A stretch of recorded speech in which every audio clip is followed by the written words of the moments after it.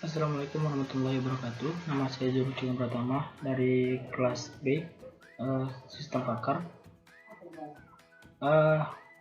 dengan NIM 1175011478. Di sini saya akan menjelaskan tentang tugas untuk UAS saya, yaitu dengan diagnosa penyakit diabetes neuropati menggunakan metode Cartentia Factor.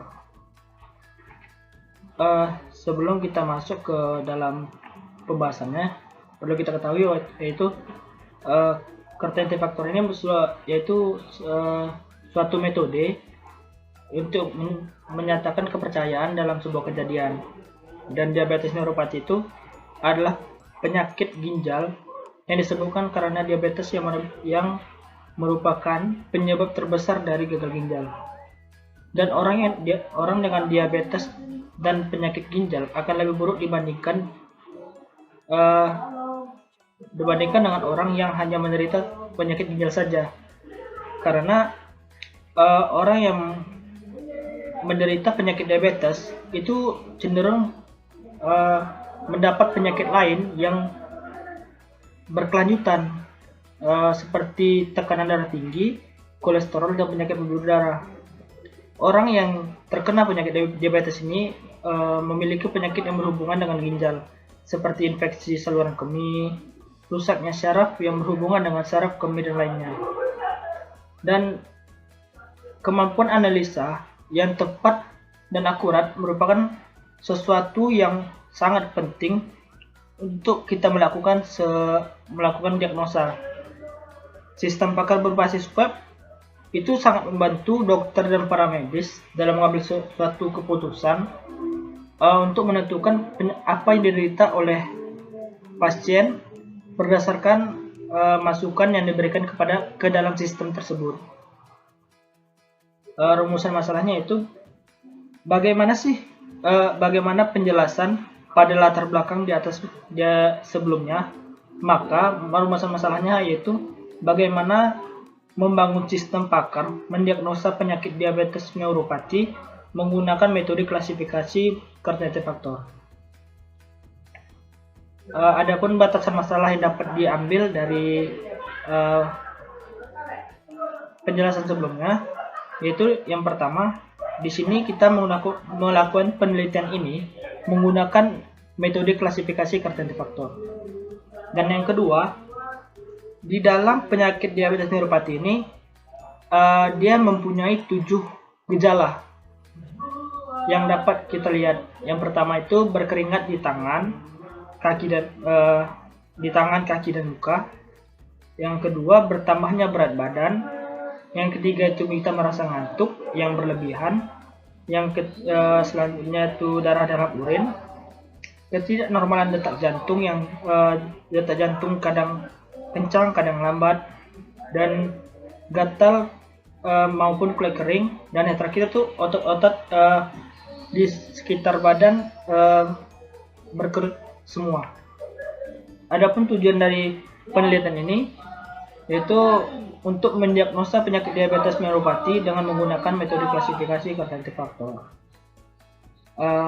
Di dalam penelitian ini, dalam tugas ini, terdapat 3 buah teori. Yang pertama itu penyakitnya itu diabetes. Yang kedua itu sistemnya, yaitu kita menggunakan sistem pakar. Yang ketiga itu metode apa yang kita gunakan. Di sini kita menggunakan Cartentia Factor. Perlu kita ketahui, diabetes neuropati ini adalah penyakit ginjal yang disebabkan karena diabetes yang merupakan penyebab terbesar dari gagal ginjal. Orang yang terkena diabetes ini dan diabetes dan ginjal itu lebih buruk dibandingkan kepada orang yang hanya menderita penyakit ginjal saja. Namun orang yang hal tersebut disebabkan orang yang diabetes cenderung memiliki penyakit lain yang menahun, seperti tekanan darah tinggi, kolesterol, dan penyakit pembuluh darah, seperti yang saya jelaskan di latar belakang tadi. Yaitu yang selanjutnya, apa sih itu sistem pakar? Sistem pakar itu sistem berbasis komputer yang menggunakan pengetahuan, fakta secara teknik penelaran dalam memecahkan sebuah masalah. yang umumnya hanya dapat dipecahkan atau diselesaikan oleh seorang pakar yang berada dalam bidang-bidang tertentu.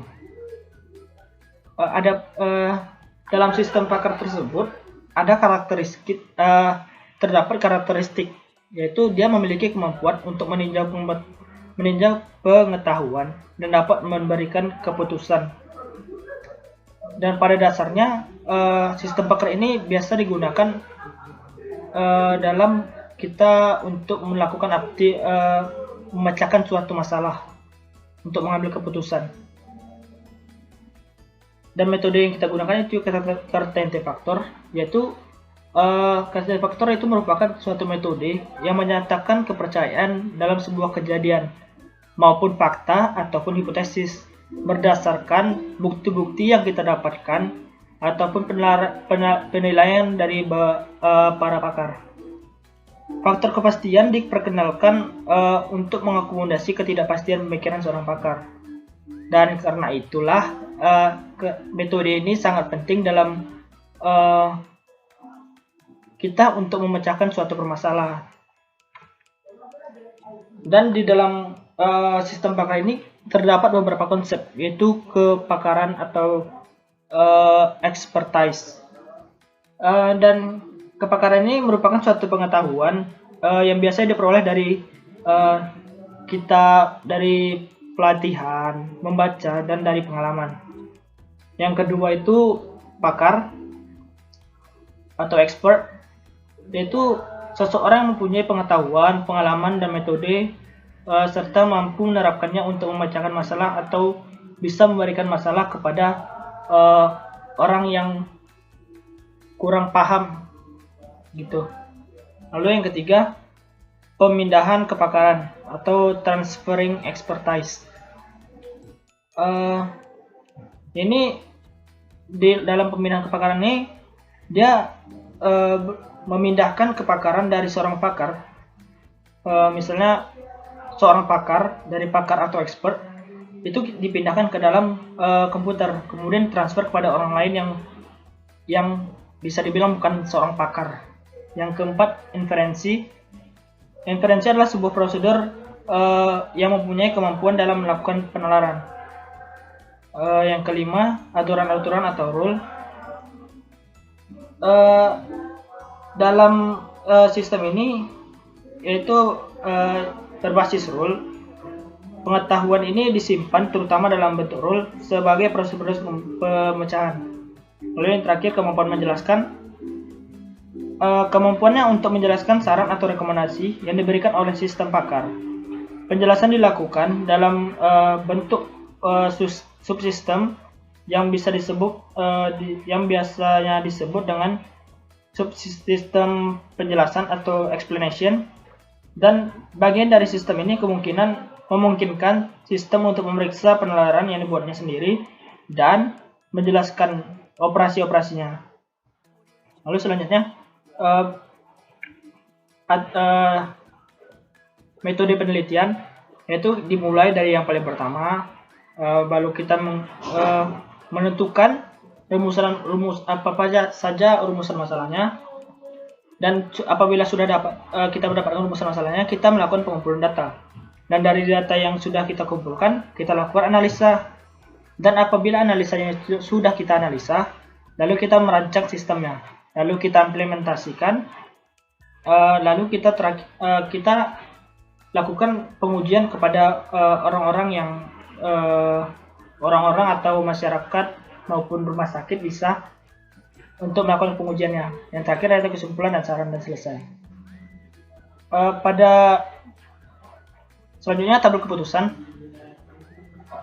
Pada penyakit diabetes neuropati ini terdapat 7 gejala dengan kode gejala E1, E2, dan sampai E7.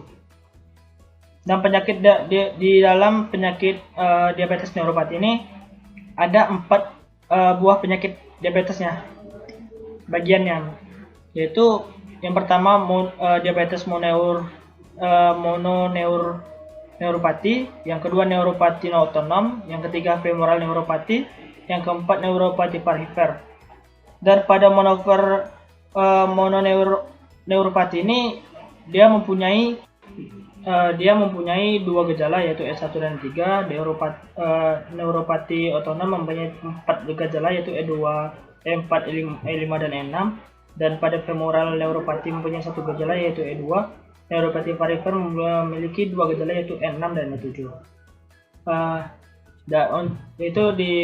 Pada metode ini kita menggunakan rumus, yaitu CF-HE dalam kurung HE sama dengan MB dalam kurung HE dikurang dengan MD atau dalam kurung HE, di mana CF-HE itu merupakan kertaheterogen faktor hipotesis H yang dipengaruhi oleh evidence gejala atau gejala itu E. Selanjutnya MB-HE itu ukuran kepercayaan atau measure of increased belief terhadap hipotesis H yang dipengaruhi oleh evidence E. MD-HE merupakan ketidakpercayaan atau measure of increased disbelief terhadap hipotesis H yang dipengaruhi oleh evidence E. H itu sama dengan hipotesa dan E itu sama dengan evidence atau fakta peristiwa yang terjadi. Itu bagaimana sih kita cara memecahkan masalahnya? Yaitu formulasi yang digunakan apabila belum ada nilai CF untuk setiap gejala yang menyebabkan penyakit. Kombinasi kertaheterogen faktor yang digunakan untuk mendiagnosis penyakit adalah yang pertama itu kita kertaheterogen faktor ini digunakan untuk gejala tunggal atau premis atau single premise rules. Lalu yang kedua CF dan menggunakan rumus CF gejala sama dengan CF user dikalikan dengan CF pakar. Lalu apabila terdapat kaidah dengan kesimpulan yang serupa atau similarly conclude rules atau lebih dari satu gejala, maka CF yang selanjutnya itu dihitung dengan persamaan, yaitu menggunakan rumus CF combine. Karena dia persamaan, jadi menggunakan combine sama dengan CF all ditambah dengan CF gejala dikalikan dengan 1 dikurang CF all. Dan apabila untuk menghitung presentasi terhadap penyakit, kita menggunakan persamaan, yaitu CF presentasi yaitu berapa sama dengan CF combine yang telah kita combine tadi dikalikan dengan 100. Untuk menentukan selanjutnya untuk menentukan keterangan faktor keyakinan dari pakar, dapat kita lihat dari CF combine yang telah kita hitung tadi untuk dengan berpedoman dari tabel interpretasi kertaheterogen faktor. Dari yang telah saya buat dan yang sudah kita bahas sebelumnya, saya dapat menarik kesimpulan sistem ini dapat mempermudah pakar dalam permasalahan penyakit diabetes dalam pengolahan proses seleksi, pencarian, dan pembuatan laporan data diagnosa penyakit diabetes neuropati. Dan dengan adanya sistem pakar yang kita buat menggunakan kertaheterogen faktor ini dapat membantu pakar maupun para medis untuk mendiagnosa penyakit diabetes neuropati. Dan pada program aplikasi yang digunakan dalam membuat sistem pakar ini menggunakan metode kertaheterogen faktor ini,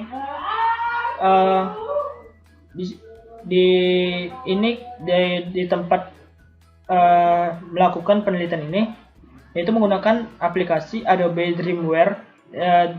Dreamweaver CS3 dan database MySQL. Mungkin itu saja yang dapat saya jelaskan. Lebih dan kurang saya mohon maaf. Assalamualaikum warahmatullahi wabarakatuh.